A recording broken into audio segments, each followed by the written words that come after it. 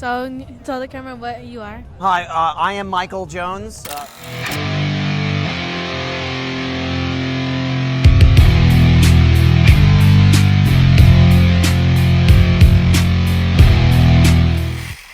Welcome back to the channel. If you're a returning viewer, thank you for coming back. If you're new here, I usually talk about and casually play fighting games, among other games. But today is a little different. Over the weekend, my family and I went to an anime con. It's not too big, but it's big for us. We have never been to any conventions, any bigger conventions I should say, such as like Comic-Con or even to a San Antonio one. So we normally kind of look forward to our own little local anime convention. And I'm going to compare that to last year's convention. Same one, just different year. And see how it went. But before we get into that, I want you to like, subscribe, and please watch the whole video through because it really helps it out and pushes the video out to the algorithm. Not only that, we do stream on this channel. So if you have those notification buttons on, you won't miss it when we go live or when I post a video. So with that, let's get into it. First off, we're going to talk about how it was set up. I wish I had an area map layout somewhere around here, but comparing to the vendors last year to this year, it was a little smaller, I want to say. It was a little smaller, but the quality of vendors that were there was good, because last year's vendors, we had run into a problem. They sold a lot of Funko Pops last year, too many in fact. Every vendor that we went to, it's like seeing a McDonald's on every corner. It's just Funko Pops, Funko Pops, Funko Pops. This year, not so much. This year, there was only maybe 2 vendors that did that. And not only were they just selling Funko Pops, they were selling like other toys as well, or action figures, or some type of Pokemon cards. Speaking of Pokemon cards, there were quite a few vendors that were selling like slabs, one-piece cards. Didn't find any Yu-Gi-Oh! I was really looking forward to that, but it is what it is. The quality of cards were amazing. And so my son and I had bought a few Pokemon cards from this one vendor. I forgot what the vendor is. I think they're called Streetwise. Awesome people. They were pretty cool with us. My son and I were in line to pick out some packs. And I can tell you, the person in front of us who just bought some packs just pulled this card. A Giratina card that I've been wanting for a while, but this motherfucker is expensive. So we tried our luck, and well, I'll let the video play. Struggle bus. Got this.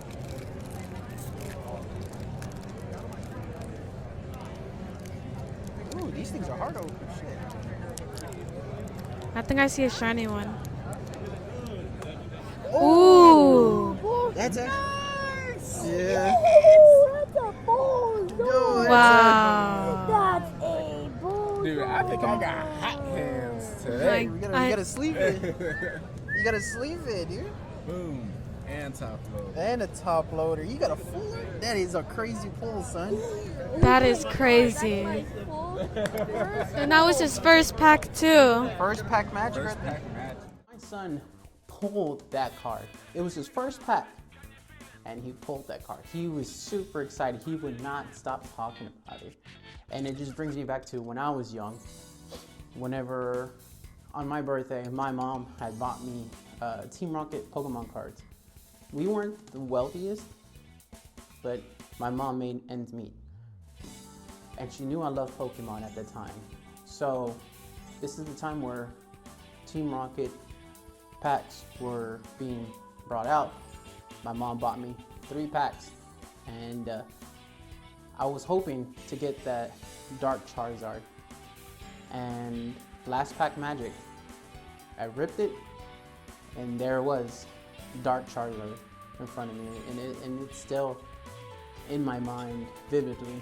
I can see it, just ripping it, and then seeing myself jumping, yelling, and raving. It's like, this is the card, this is the card.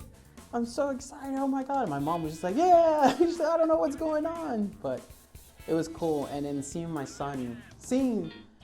that for my son, it makes me happy that he was able to pull something like that and we were able to create a memory. Sorry for the video. My daughter was recording. She's still learning. Give her some time. We were walking around the vendors. There were so many vendors, so good products that I wanted to buy, spend.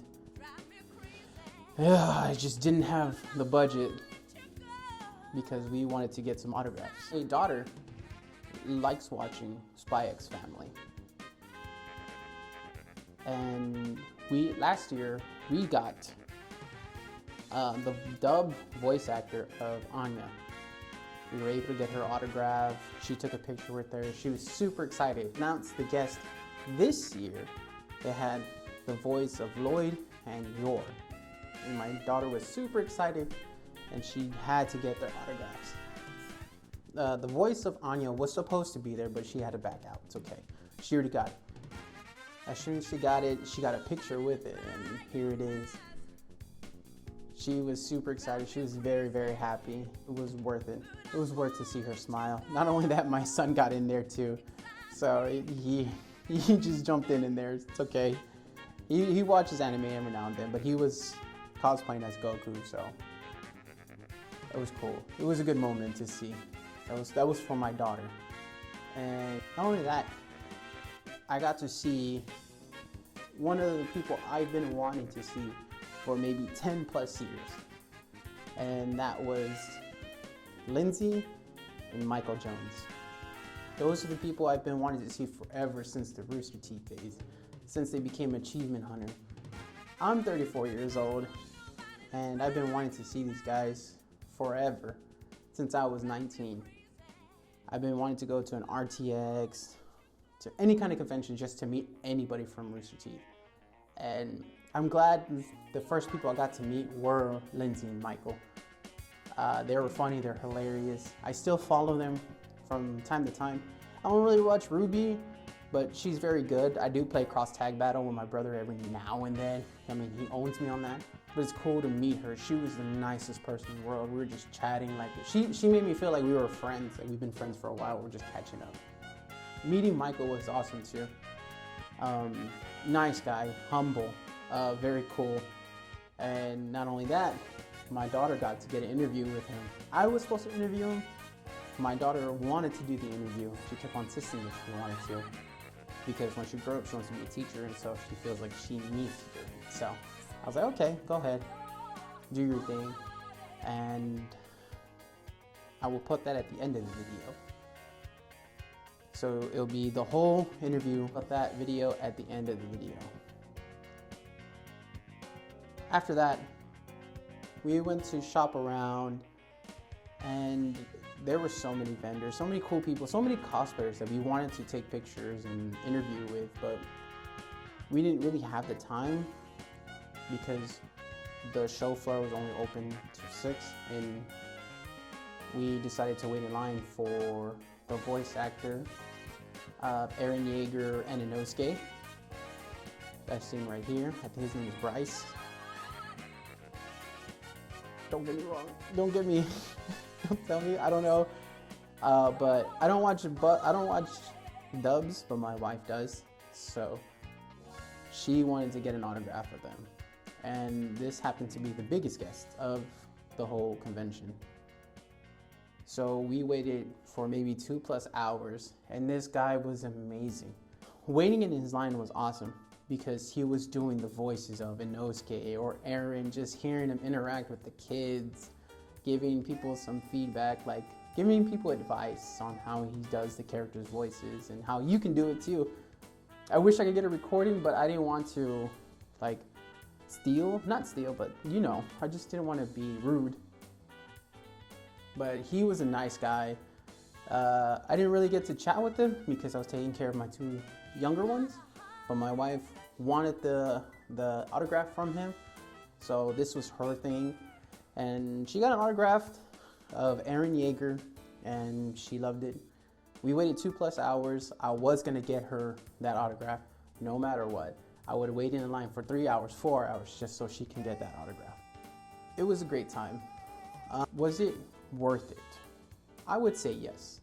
Yes, it is worth it. If you like anime, you should go to your local con just to see if, just to show some support so they can keep coming, so it can be bigger, so it can be better. Compared to last year, I would say they're about the same. The vendors were awesome. Even last year's vendors were awesome too.